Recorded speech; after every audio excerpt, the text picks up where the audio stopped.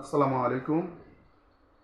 ষষ্ঠ শ্রেণীর প্রিয় শিক্ষার্থীরা, তোমাদের গণিত বইয়ের পাটিগণিত অংশের 1.4, 1.5-এর কিছু গুরুত্বপূর্ণ অঙ্ক আমরা আজকে সমাধান করব। চলো শুরু করি।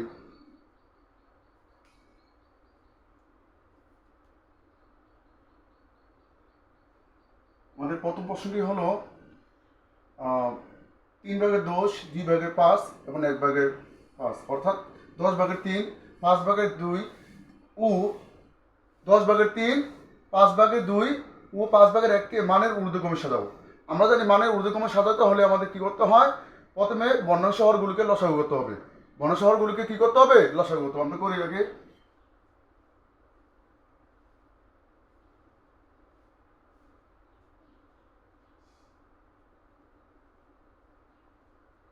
হরগুলো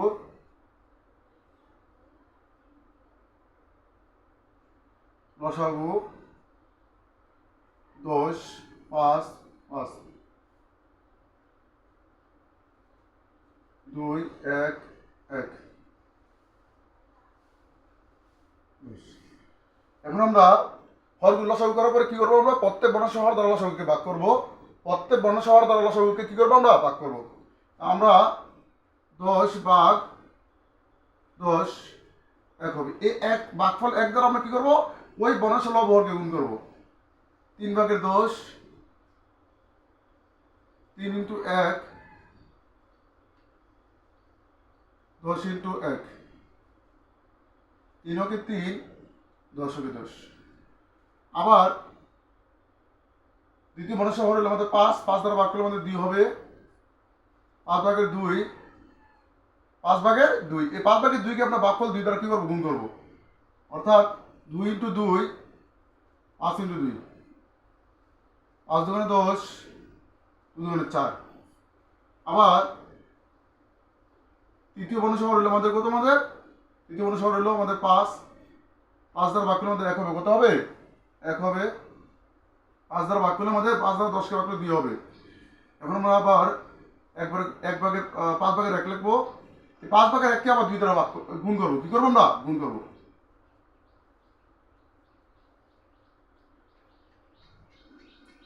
5 2 10, 2 হবে 2।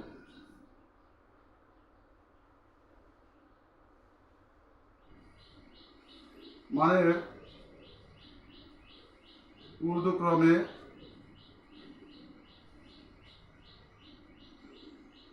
সাজিয়ে পাই। একাধিক বর্ণাংশের হর সমান হলে, তোমরা মনে রাখবে অবশ্যই, একাধিক বর্ণাংশের হর সমান হলে যে বর্ণাংশের লব ছোট সে বর্ণাংশের হলে সবচেয়ে ছোট। একাধিক বর্ণাংশের হর সমান হলে যে বর্ণাংশের লব ছোট সে বর্ণাংশের কি? সে বর্ণাংশটি সবচেয়ে ছোট। আমরা দেখতেছি এখানে যে বর্ণাংশগুলো আছে 10/2 সবচেয়ে ছোট। তো আমরা এটা লিখবো, কারণ মানের ঊর্ধ্বক্রম মানে কি? মানের ঊর্ধ্বক্রম মানে হলো ছোট থেকে বড় ক্রমে সাজিয়ে লেখা। মানে ঊর্ধ্বক্রম মানে কি? ছোট থেকে বড় ক্রমে সাজিয়ে লেখা। আমরা লিখবো এখানে 10/2, 10/2 থেকে বড় হলে আমাদের 10/3, তারপর 10/3 থেকে বড় হলে আবার কি 10/4। একেবারে সেম একই কাজটা আমরা করবো যখন মানে অদস্ক্রম বলবে। শুধুমাত্র আমরা কি লিখবো? বড় থেকে ছোট ক্রমে সাজিয়ে লিখবো। সেম একই কাজ করবো আমরা, করার পরে বড় থেকে ছোট ক্রমে সাজিয়ে লিখবো। এটা হলো কি? মানে অদস্ক্রম। আর ছোট থেকে বড় ক্রমে সাজিয়ে লিখবো। এটা হলো মানে ঊর্ধ্বক্রম। অবশ্যই তোমরা বুঝতে পেরেছো। প্রথমে আমরা কি করবো? হরগুলো লসাগু করবো।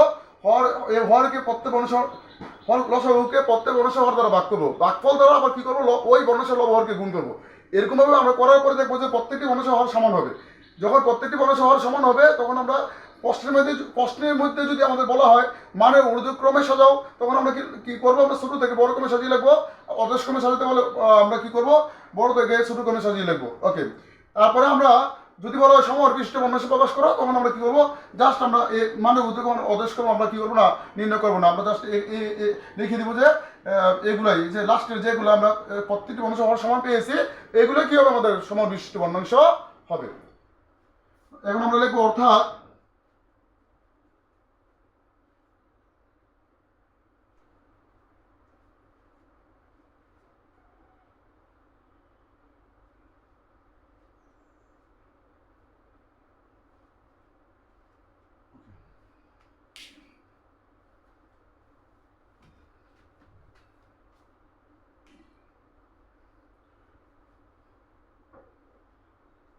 যুগল সমতল কিভাবে নির্ণয় করা যায়?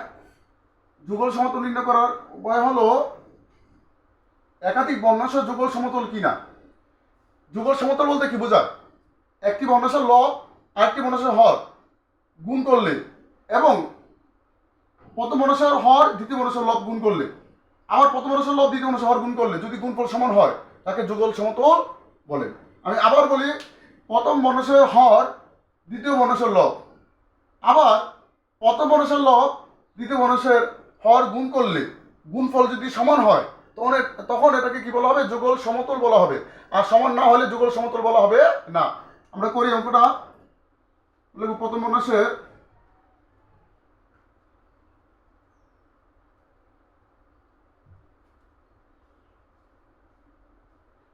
হর ইন্টু দ্বিতীয় বর্ণাংশের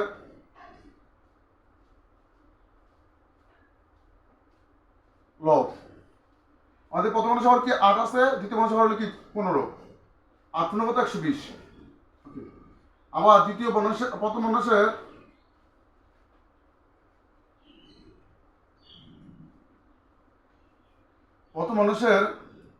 লব ইন্টু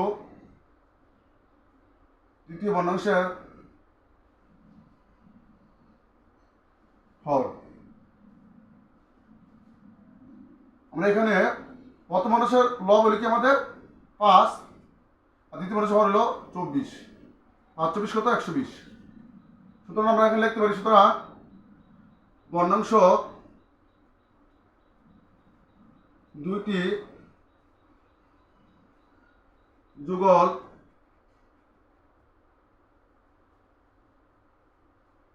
সমতুল। বর্ণাংশ দুইটি যুগল সমতুল। অবশ্যই তোমরা বুঝতে পেরেছো দুইটি বর্ণাংশের যুগল সমতুল কিনা কিভাবে নির্ণয় করবো? আমরা প্রথম আমরা লিখবো প্রথম বর্ণাংশের হর ইন্টু দ্বিতীয় বর্ণাংশের লব, আবার প্রথম বর্ণাংশের লব ইন্টু দ্বিতীয় বর্ণাংশের হর। এভাবে গুণফল যদি দুটোটা সমান হয় তখন আমাদের কি হবে? বর্ণাংশ দুইটি যুগল সমতুল হবে। ওকে,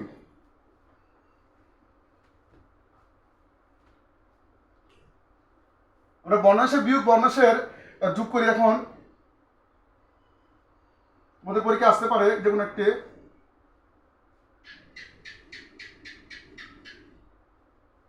প্রথমে আমরা কি করবো? বর্ণাংশের যোগ বিয়োগ করার আগে প্রথমে আমরা সমস্ত থাকলে সমস্ত ভাঙাবো। আর সমস্ত ভাঙানোর নিয়মটা কি? হর দিয়ে সমস্তের গুণ, লবের সাথে গুণফলের সাথে লব যোগ। আমি আবার বলি, সমস্ত ভাঙানোর নিয়ম হলো হর দিয়ে সমস্তকে গুণ, গুণফলের সাথে লব যোগ। তাহলে আমরা এখন যদি 9 দিয়ে যদি 21 গুণ করি আমাদের কত হয়? 9 কে 9 9 কত? 18। কত? 18।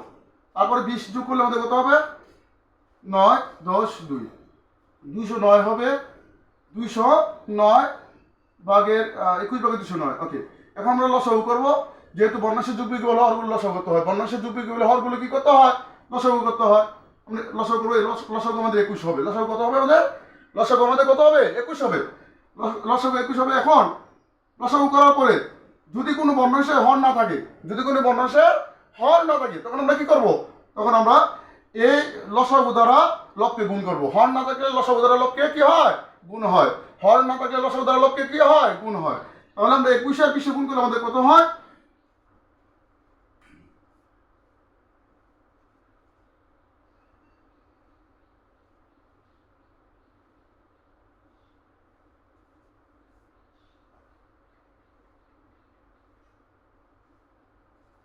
420 হবে। কত হবে? 420। আর লসাগু করার পরে হরে আর লসাগু যদি মিলে যায়, যেমন এখানে হর আছে 21, লসাগু 21, হরও 21, তাহলে আমাদের লব যা আছে তাই হবে। 1 আচ্ছা 1 1 2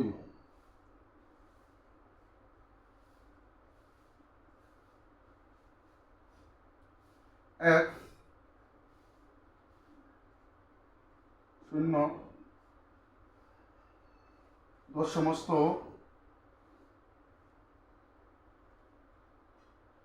21 ভাগের 1 হবে। আশা করি তোমরা খুব সহজে বুঝতে পেরেছো।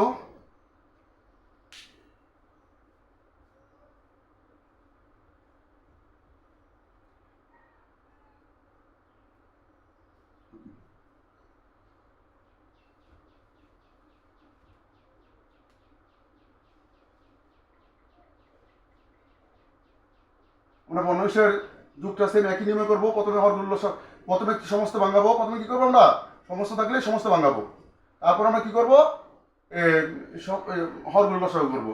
এখন আমরা যদি এখন সমস্ত ভাঙে আমাদের কি হবে, 8টারও আমাদের কত, আমরা যদি গুণ করে নিই 3-24-4, 8-কে 8, 3-24-4, 8-কে 8, 8-এ 8 2 হলো 10, কত 10 হয় আমাদের। ওকে, আর এখানে 5, 109 হবে। আবার 12 দ্বারা আমরা 26কে গুণ করবো, 6 12 72 2, 12 24, 24 আর 7 কত আমাদের 24 আর 7 31 হবে, 7 319।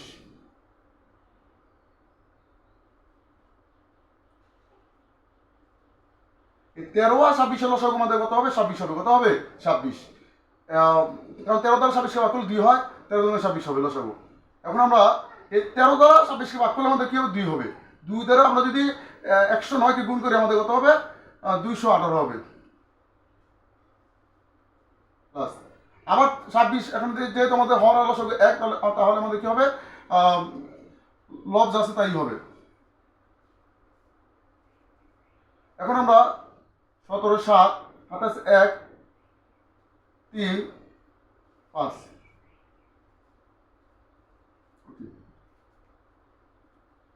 আমরা 2 দিয়ে দিতে পারি, 26 গুণ মতো হয় আমাদের 52 হয়, 17 শূন্য দিয়ে দিলে আমাদের কি হবে 0 0ই হবে, অর্থাৎ 17। লিখতে পারি আমরা এখানে 20 সমস্ত 26 ভাগের 17।